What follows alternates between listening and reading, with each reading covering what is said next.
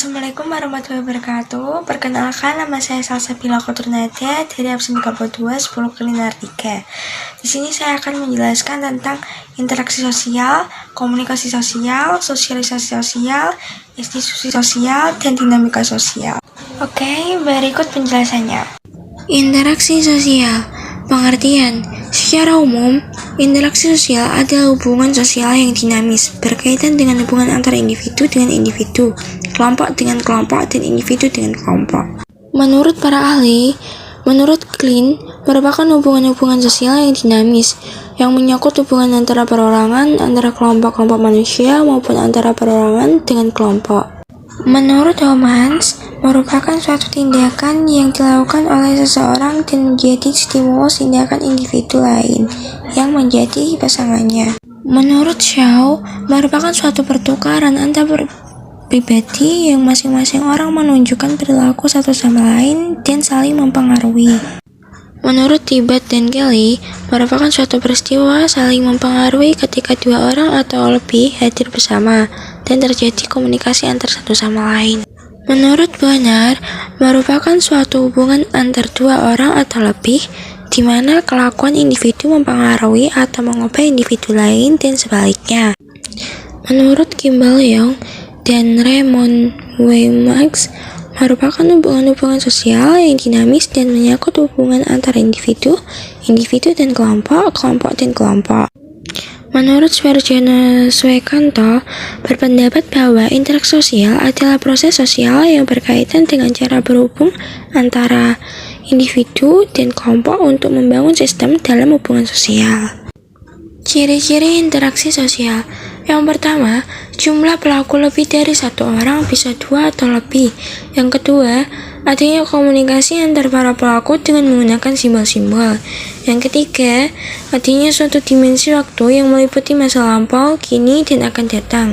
Yang keempat, adanya suatu dimensi waktu yang meliputi masa lampau, kini, dan akan datang. Berarti, dalam setiap interaksi sosial, ada konteks waktu yang menentukan batasan dari interaksi tersebut. Syarat-syarat interaksi sosial. Konteks sosial.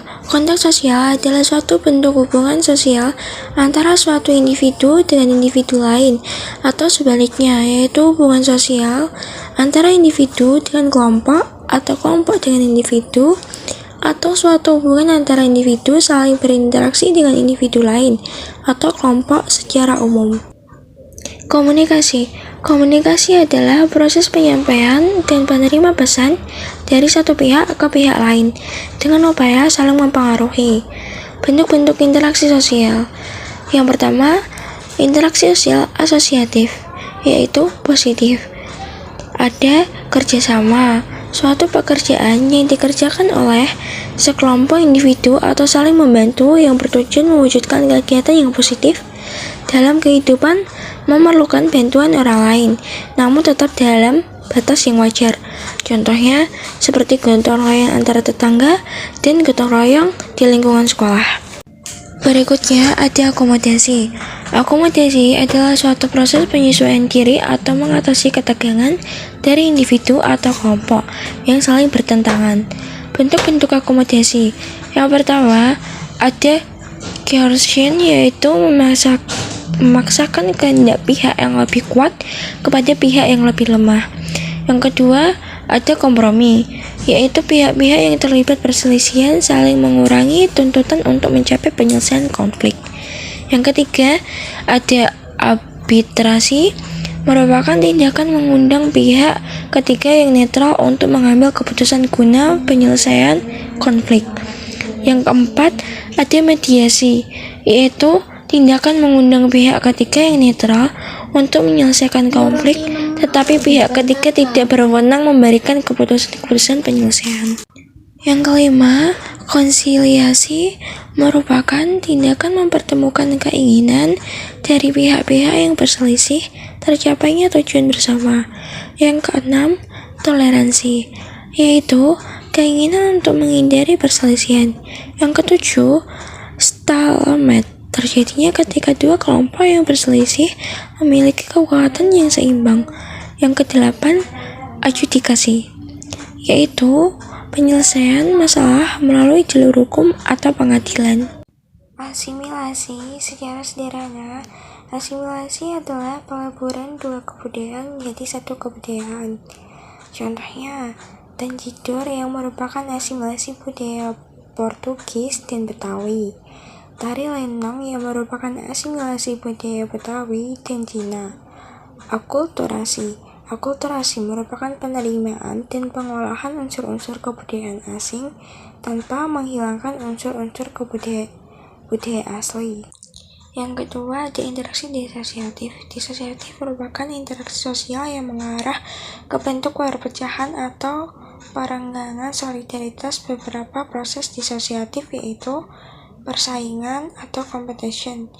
Persaingan merupakan bentuk dari interaksi disosiatif yang banyak kita temukan di lingkungan kehidupan kita. Persaingan merupakan perjuangan yang dilakukan individu atau kelompok tertentu untuk memperoleh kemenangan. B. Kontravensi. Kontravensi adalah upaya seseorang untuk menentukan sesuatu perkara secara tersembunyi supaya tidak terjadi perselisihan. Contohnya, membocorkan rahasia kepada orang lain, membuat tuduhan tiba-tiba tanpa alasan, menipu seorang dengan berbagai alasan, dan sebagainya. Pertentangan suatu proses sosial di mana individu atau kelompok berusaha untuk memenuhi tujuan dengan jalan menantang pihak lawan. Faktor-faktor interaksi sosial. Pertama, imitasi. Imitasi merupakan peniruan dari tindakan orang lain, seperti meniru sikap atau tingkah laku maupun pada penampilan seseorang. Contoh yang positif yaitu seorang pelajar meniru sikap dan tindakan seorang guru yang disiplin. Sedangkan yang negatif, seorang pelajar menirukan gaya rambut dan fashion seorang artis yang dandanannya secara berlebihan. Yang kedua, sugesti. Sugesti merupakan pengaruh atau pandangan yang diberikan oleh seseorang kepada orang lain. Yang ketiga, simpati.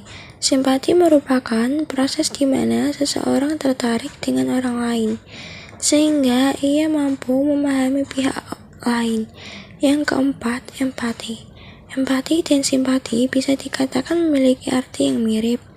Namun, empati merupakan perasaan yang mendalam terhadap apa yang orang lain rasakan. Selanjutnya ada komunikasi sosial. Pengertian. Secara umum, komunikasi sosial suatu proses interaksi di mana seseorang menyampaikan amanat kepada pihak lain supaya pihak lain dapat menangkap maksud yang dikehendaki penyampai. Menurut para ahli, menurut berbacok, komunikasi sosial adalah sebagai kemampuan seseorang untuk berkomunikasi secara sosial. Yang kedua ada The American Spelling of Heart Association. Komunikasi sosial adalah kemunculan yang sinergis antara interaksi sosial kognisi, pragmatis, verbal dan non-verbal, dan memproseskan bahasa yang reflektif dan ekspresif. Yang ketiga ada International Association of Communication Activists. Komunikasi sosial merujuk pada pengguna apa yang disebut dengan media sosial atau bidang studi yang mengeksplorasi bagaimana informasi dapat dirasakan, ditransmisikan, dan dipahami, serta dampaknya bagi masyarakat. Ciri-ciri komunikasi. Yang pertama, terdapat lebih dari satu orang yang terlibat dalam komunikasi tersebut. Yang kedua, terjadinya komunikasi antara komunikator, komunikan melalui konteks sosial. Yang ketiga, memiliki sebuah maksud dan tujuan yang telah ditentukan secara jelas. Yang keempat, adanya sebuah dimensi waktu baik masa lalu, masa kini, hingga masa yang akan datang. Jenis-jenis komunikasi sosial. Yang pertama, komunikasi verbal. Komunikasi verbal merupakan penyampaian informasi yang dilakukan secara langsung dengan bicara atau menggunakan bahasa isyarat. Yang kedua, komunikasi nonverbal. Komunikasi nonverbal merupakan bahasa tubuh, gerak tubuh, dan ekspresi wajah untuk menyampaikan informasi kepada orang lain. Yang ketiga, komunikasi tertulis. Komunikasi tertulis merupakan tindakan menulis seperti mengetik atau mencetak simbol seperti huruf dan angka untuk menyampaikan informasi kepada orang lain. Yang keempat, visual.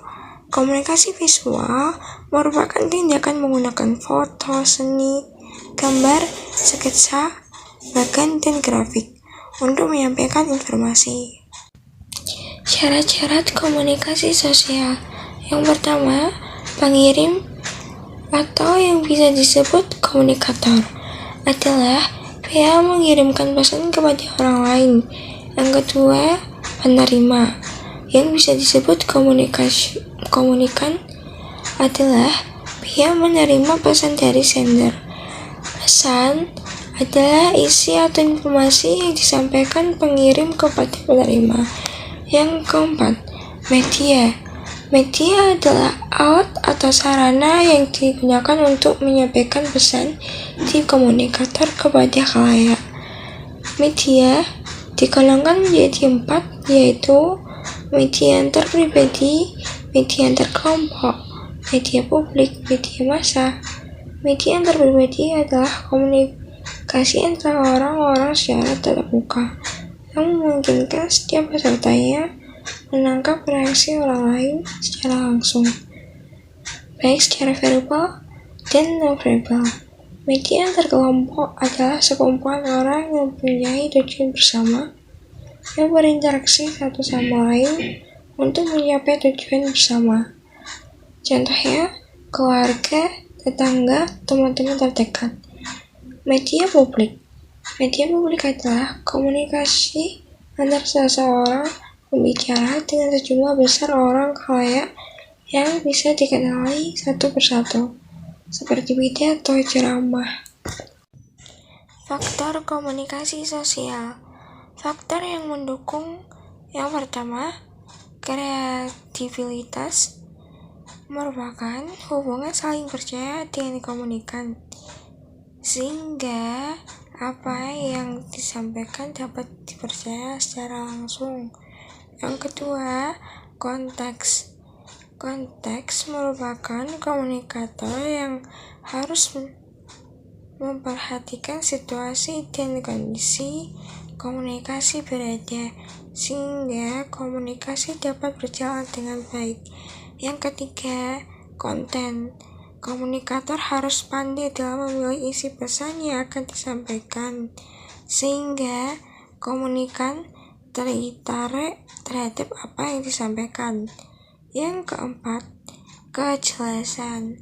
Kejelasan merupakan komunikator harus memahami komunikasi verbal dan non-verbal, tujuan yang akan dicapai, serta kejelasan informasi, sehingga mengurangi terjadinya kesalahpahaman. Yang kelima, ada kesinambungan dan konsistensi, termasuk pesan atau informasi yang disampaikan sebaiknya dilakukan secara terus-menerus agar informasi bertanam dan dapat mempengaruhi pelaku komunikan. Yang keenam, kemampuan komunikan merupakan informasi yang dapat tersampaikan dengan jelas apabila terdapat pemahaman antara komunikator dan komunikan. Yang ketujuh, ada saluran distribusi. Komunikator harus memenuhi berbagai media yang tepat dan menyampaikan informasi sesuai kebutuhan dan kondisi sehingga sesuai dan tepat sasaran. Faktor yang mempengaruhi. Yang pertama, pengetahuan. Pengetahuan adalah informasi yang telah dikombinasikan dengan pemahaman dan potensi yang tertanam di dalam benak seseorang. Yang kedua, perkembangan. Perkembangan dibagi menjadi dua, yaitu pertumbuhan manusia, keterampilan menguasai bahasa. Pertumbuhan manusia dapat mempengaruhi pola pikir manusia. Keterampilan menguasai bahasa, keterampilan dalam berbahasa merupakan salah satu faktor yang terkait dengan pertumbuhan.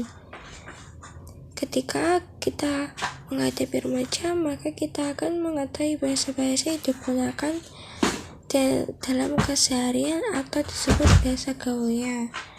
Yang ketiga,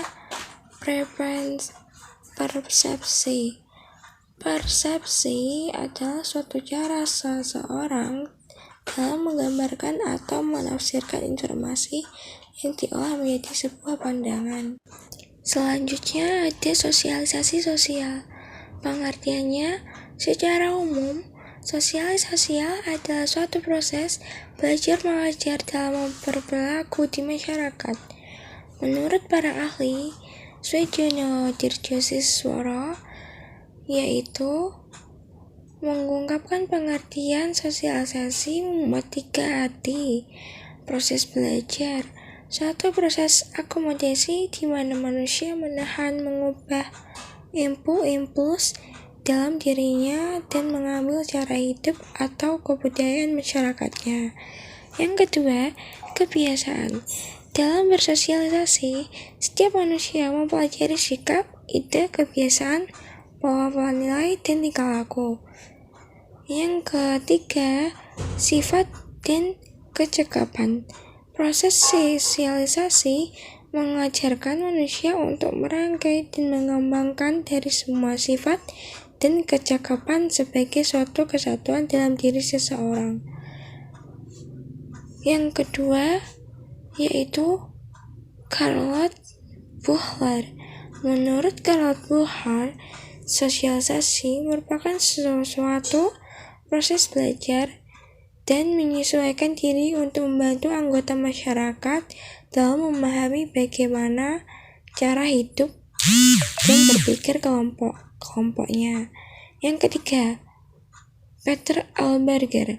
Menurut Peter Alberger, pengertian sosialisasi merupakan suatu proses belajar seseorang anak untuk menjadi anggota yang beradaptasi dalam masyarakat.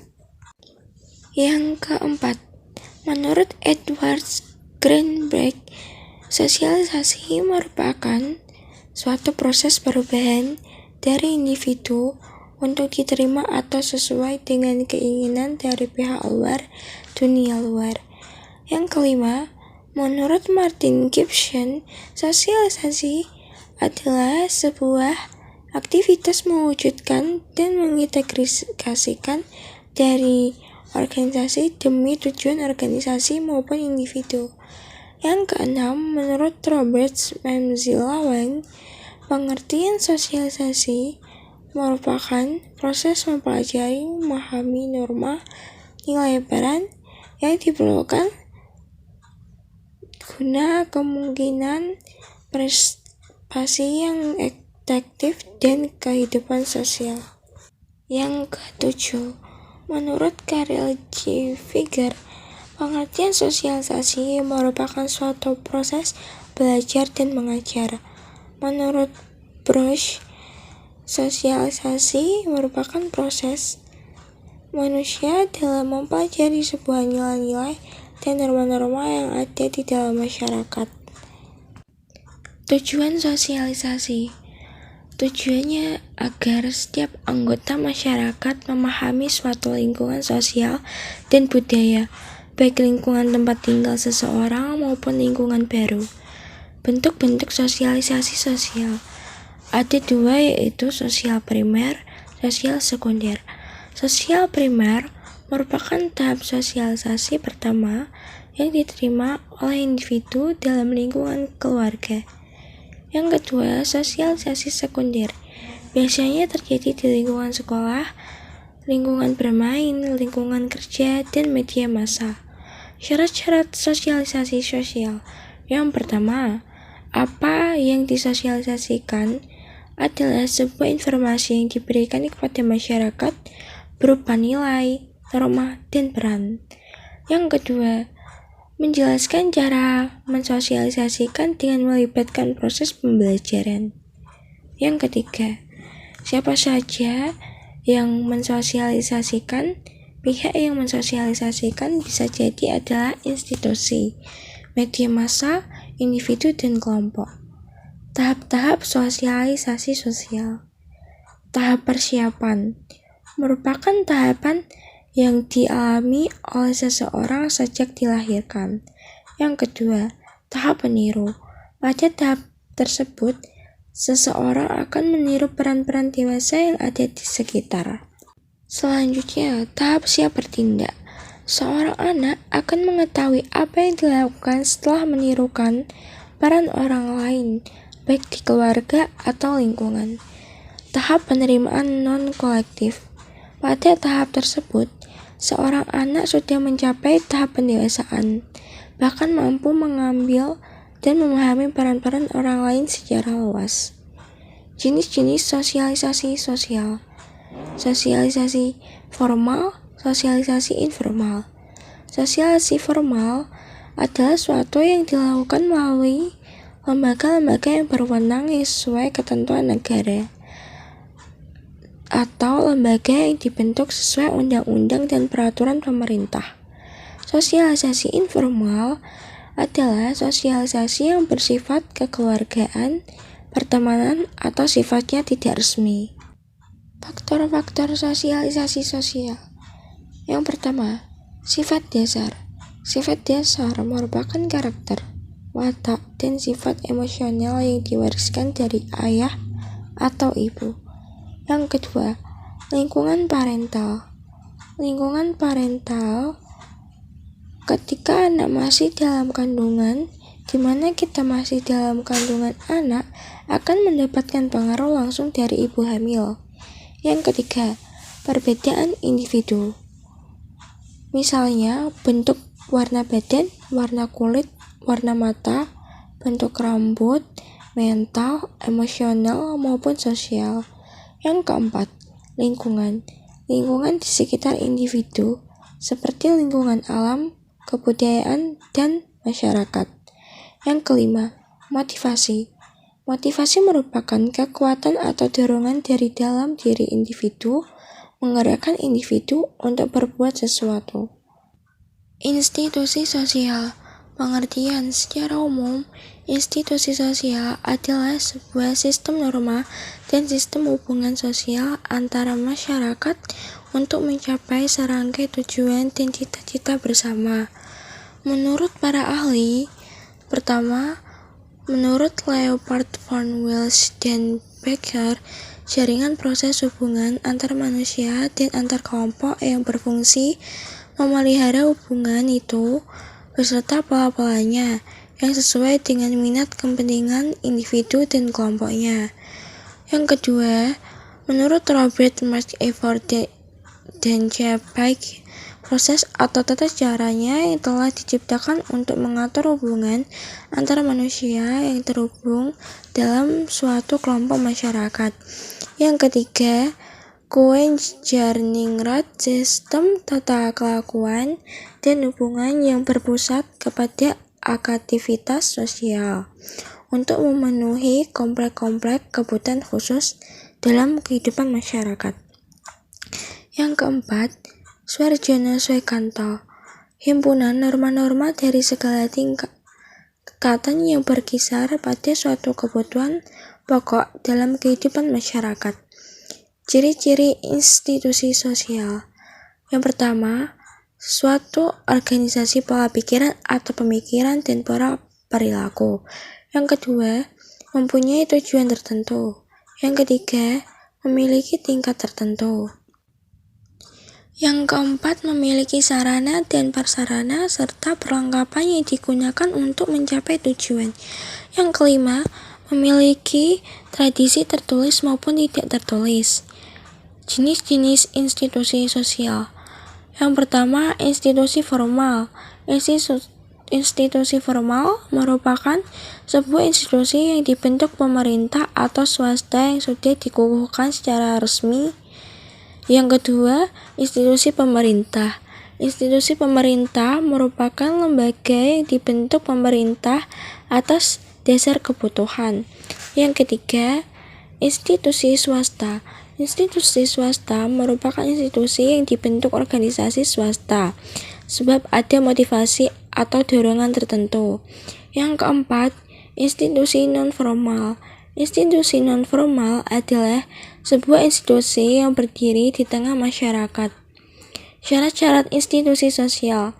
Yang pertama, suatu tata kelakuan yang baku. Yang kedua, kelompok-kelompok manusia yang menjalankan aktivitas bersama dan saling berhubungan menurut sistem norma-norma tertentu. Yang ketiga, suatu pusat aktivitas yang bertujuan memenuhi kompleks-kompleks kebutuhan tertentu. Yang keempat, mempunyai perlengkapan dan peralatan. Yang kelima, sistem aktivitas dibiasakan atau disadarkan kepada kelompok-kelompok yang bersangkutan dalam suatu masyarakat untuk kurun waktu yang selanjutnya, faktor-faktor institusi sosial. Pertama, prinsip demokratis. 2, partisipatif. 3, difusi. 4, pemberdayaan. Tujuan institusi sosial untuk memberikan suatu kenyamanan, kesejahteraan, serta keamanan pada masyarakat. Dinamika sosial. Pengertian.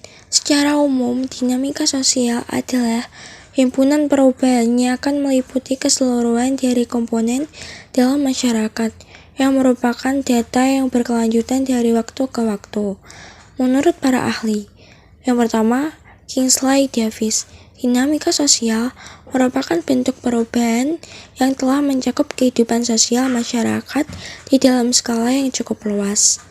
Yang kedua, William F. Cockburn, dinamika sosial adalah sebuah ruang lingkup dari perubahan sosial yang lebih luas, serta yang di dalamnya meliputi aspek-aspek secara spesifik, contoh aspek kebudayaan, baik yang memiliki sifat material atau yang immaterial.